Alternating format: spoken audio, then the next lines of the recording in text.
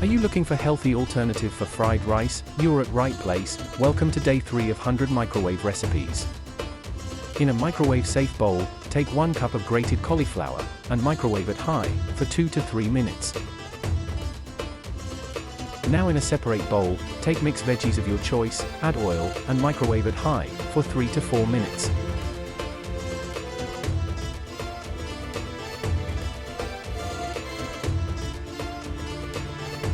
Mix grated cauliflower and veggies together, add garlic powder, black pepper powder, paprika powder, salt, and microwave it high for 3 minutes.